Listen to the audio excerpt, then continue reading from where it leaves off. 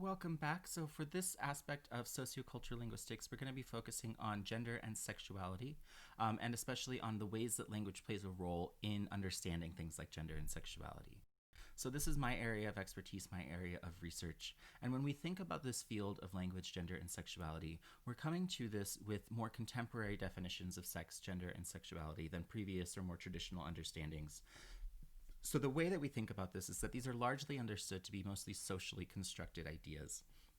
And so language, gender, and sexuality is interested in the role that language is playing in helping to construct ideas of sex, of gender, of sexuality, and identities that are surrounding these different ideas.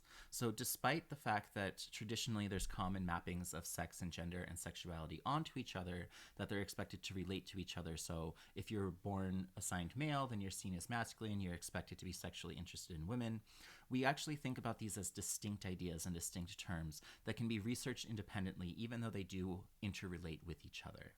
And what a lot of the focus in this field is on are alternate understandings of sexualities and gendered presentations that exist besides those that fall into our common binaries of things like gay or straight or male or female. So moving beyond these different binaries and looking at the kind of complexity and variety that exists. And so this research as a field is sometimes often called queer linguistics. It's also called lavender languages in linguistics. And so there's various aspects to this. And this term queer, which came up in the Do You Speak American video, is an important one for thinking about this field as it links to things like queer theory and queer studies as well. So defining that idea and thinking about the term queer itself, this was traditionally a homophobic insult for gay men. And before that was just a term that meant weird or strange. But it's been, over the last few decades, resignified through queer theory and queer studies, primarily starting in an academic and political or activist sense, although now it's been broadened out and is used very much beyond those kinds of circles and has permeated into much more of our everyday lives. And the term queer is intentionally broad. It's referring generally to any kind of social identity or practice that challenges heteronormativity, that challenges a binary gender system or conventional norms of gender and sexuality. So this can include a lot of things. So even if someone doesn't identify as queer themselves, they can fall theoretically into this umbrella of queerness that may include things like non-normative heterosexual identities and practices, as well as a lot of LGBT plus identities and practices as well.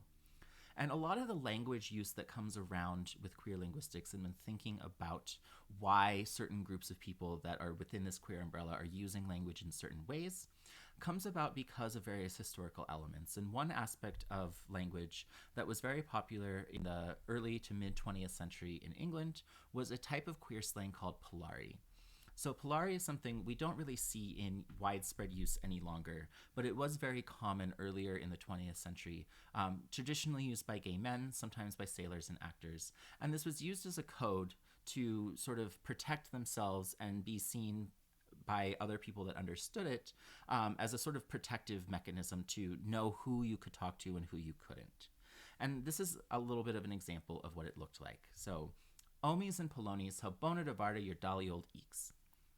And if you look at this, you'll notice that the structures of this are still very similar to English. So it still has an English base to it. So this is more of a code rather than something like a full dialect or a different kind of language. It's still based on English, but is using a different kind of jargon, a different kind of vocabulary. So the translation for this is, men and women, how good to see your nice old faces. And when you look at some of these, a few of them might look familiar to you if you know any Romance languages. Most of these borrowings are things that are coming from languages like Italian, sometimes things like Cockney backslang, and sometimes there's just euphemisms or created forms that they just invented for certain kinds of words. So some of the words that we see here, things like omi, bona, varda, are coming from Italian examples. Something like eeks is from face backwards, and then it's sort of shortened into eek, rather than using the entire backwards form. So there's a lot of different aspects of how this was created. And a few years ago, there was a short film that was written that was done entirely in Polari. So what I'm going to do is play just a few minutes of the beginning of it for you so you can kind of see how the language worked, how the code was working, how negotiation was taking place between speakers of it until it became clear that they understood who each other were.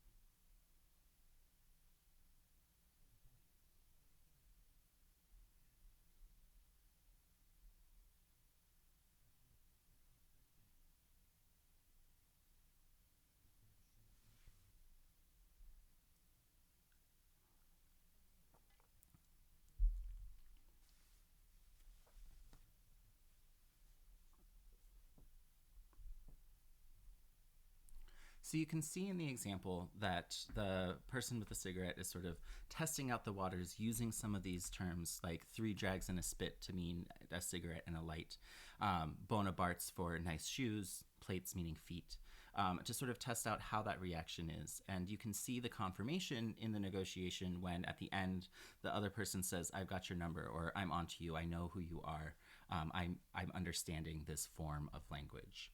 So that shows how that kind of negotiation can take place. Today, we don't really see Polari used in widespread usage in the same way that it used to be, but there are some words that are sort of incorporated into other gay codes and sort of used in everyday life in ways that we don't really recognize the past for them. So things like butch, which in Polari and also now still means masculine or referring to a masculine lesbian. Things like drag, which in Polari referred to clothes, sometimes female clothes, but now refers to broadly an entire art form of dressing in an exaggerated gendered fashion. Trade in Polari meant something like sex partner. This is still used in some gay communities. You especially hear this in drag communities where they're referring to the same kind of thing. So there's still some vestiges of this left, even though it's not really used widely any longer. And part of the reason it's not really used widely any longer is one of the underlying issues and one of the underlying reasons for why queer language exists in the way that it does. And this has a lot to do with the idea of safety. So a lot of language in queer communities can be linked both historically and currently to issues of safety. So Polari was used as a secret code to avoid prosecution when homosexuality was still illegal in Britain. So you were safe if people understood the code you were using. You could actually be more open. You could share more about yourselves if you were actually both understanding each other using this code. So it was a way to protect each other from prosecution. Things like how coming out happens in conversation are different strategies that exist to this day, where different people within the queer community have to decide how to come out or if to come out to different people throughout their lives. And so one thing is to have different strategies for this, like if you want to talk about a partner, to embed this in the middle of a story rather than something that someone can immediately respond to, so that you can avoid people from interrupting you or saying anything or trying to challenge it. Or in many cases, a lot of times people might just not challenge it at all. So there's a common heterosexual presumption in our society where you're sort of assumed to be straight unless proven otherwise. So if you don't verbally come out, if you don't challenge any of these norms, it's also a way to protect yourself and for safety as well. And then one more recent development of this is the idea of inclusive language. So inclusive language generally is just avoiding the use of terms that might not include particular groups of people. And this is something that has started to become more broadly used within queer spaces. There's aspects of this regarding racial spaces as well.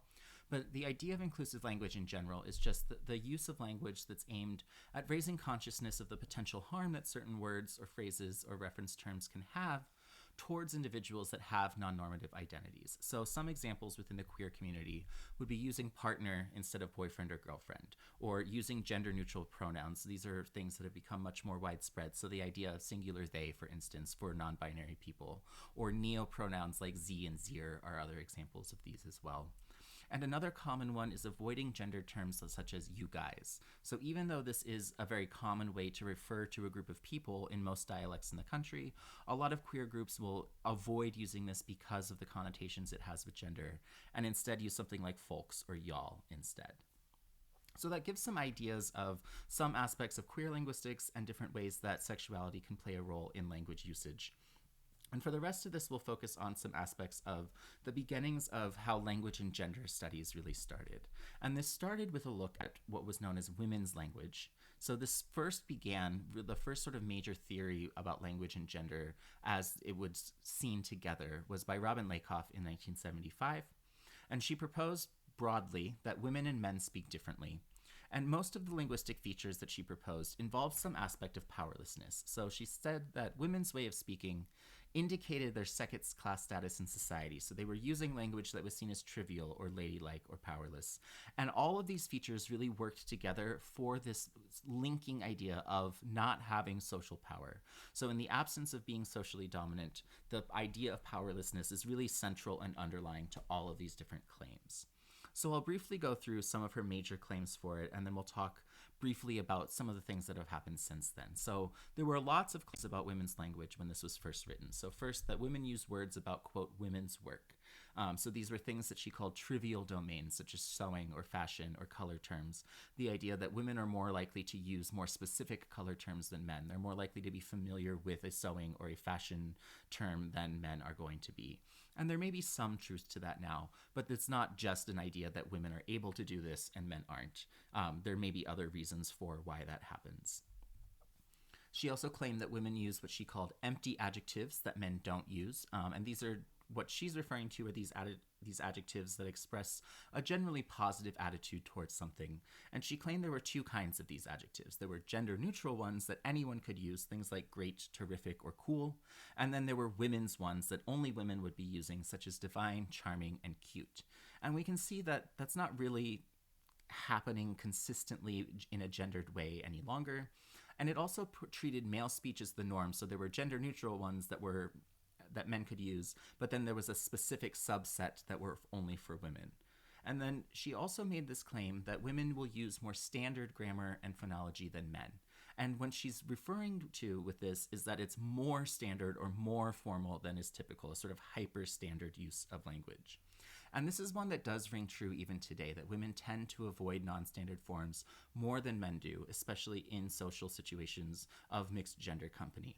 And one of the biggest reasons for this is that by not having social capital, they can use linguistic capital in order to gain access to things. So if they sound more formal, if they sound more professional, they might have access to higher levels of social spaces than if they weren't doing this in ways that men don't really have to think about and aren't really policed on. She also made a claim that women are super polite, and this is a direct quote from her reading, that women, quote, know the right thing to say to other people while men carelessly blurt out whatever they are thinking. So this was very much specific to the times that she was arguing for, but she was also saying that women were more likely to use polite terms. They're not likely to use any kind of profanity. And while we still might have some ideologies about this, that maybe women shouldn't use profanity, the reality is that women do this all the time. Women use profanity, men use polite terms. It's not actually something that's gendered in the way that she was claiming it at the time. And so in addition to some of these other ones, there were also some additional ones that were seen as also lacking power or evidence of a lack of power, such as the fact that women can't tell jokes, which was one of her claims, when in reality, women are just as funny as men can be. There's still a very strong ideology about this. There's a strong ideology that women aren't funny or that they can't tell jokes, but empirical research shows that that's actually not true, and women are just as funny as men are. There's also a claim that women use question intonation for statements and attach what are called tag questions to statements. So this would be things like uptalk, where you're ending in a high rising intonation at the end, or a tag question such as saying a statement and then saying yeah or right, which is seen as powerless or seen as lacking conviction because it's interpreted in some ways as you're asking for confirmation that what you're saying is correct. And if we think about this empirically, women and men are about equally likely to use these terms, but men are not policed about it in the same way that women still are today. There's also a claim that women use more hedges, things like and so and just, and that they use intensive so more than men. So that is so cool, as opposed to it's so cold outside. And then finally, she also claimed that women, quote, speak in italics or use more emphatic stress. So saying that is so cool, where you have that sort of more emphatic portion of what you're saying. But the reality is, when we look at these things empirically, everyone does these to some extent. And the sort of percentages and statistics of who uses them and how frequently is actually not something that's very significantly different by gender. So even though some of these may have been more true back then, if we actually look at the reality of what people are doing with language, we see that it's actually not something gendered at all. Even if women are still ideologically associated with these things, even if women are still policed for these things, it's not something that women are actually using more frequently. And since then, since this came out, there's been a lot of challenges to this because of things like the research that shows that men are using these features as well. And that a lot of this original research that Lakoff did was not empirical in nature. During this time, it was very common to use something called introspection, where you would think about what's happening in your everyday life, and you would apply that to the kinds of research and the kinds of things you were writing about. The one exception is that women are still more likely to use standard forms of language than men are. And again, this is because of the lack of social capital in many situations and using linguistic capital in order to gain social access. Since that happened, during the 80s, there was another wave of gender research that Deborah Tannen had sort of started. She's one of our only millionaire linguists. She sold a ton of books in the 80s based around this idea that men are from Mars, women are from Venus, and that women and men are just growing up in different cultures and just don't understand each other. So you just need to learn what kind of language the other person is using in order to communicate better, in order to engage with each other.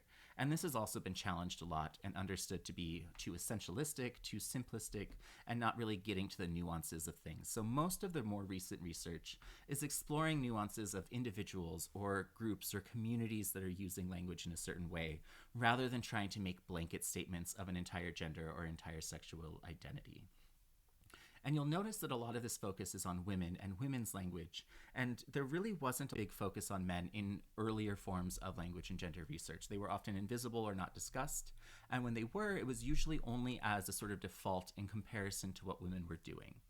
There would be an emphasis on things like power, and there was little distinction that was made between men as a group of people and masculinity as a concept. And it often also just completely erased any kind of diversity. It was really only talking about white middle-class men when men were even discussed. A lot of this has been challenged as well and explored in more depth in the last 10 or 15 years, where there's research on different kinds of masculinities, there's different research on different kinds of men and different ways that groups of men might behave, rather than just trying to keep it as a monolithic group and say, this is what everyone's doing, to really look at different ways that gender and can play a role in a masculine way, as well as just what was looked at before for women.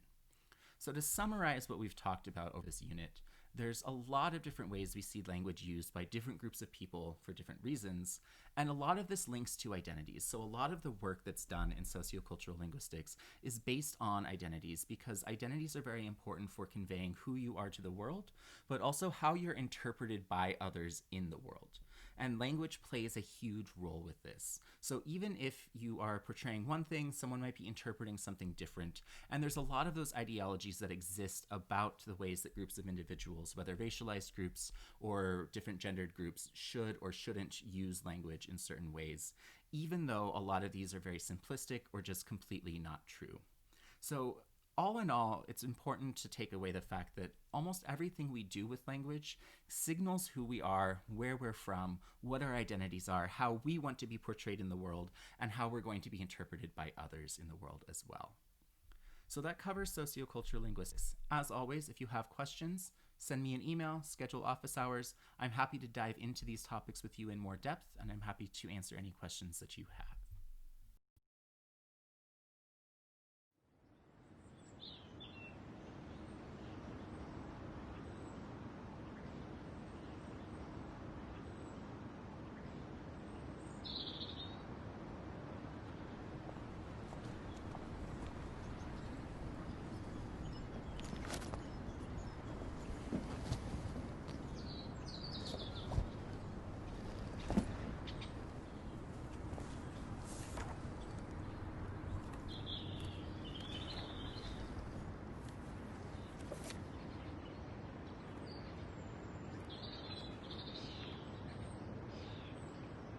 I've read that.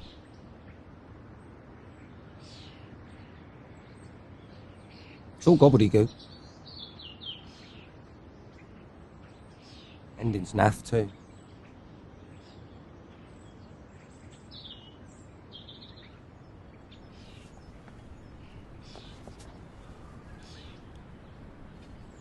Got 3 drags and a spit doll.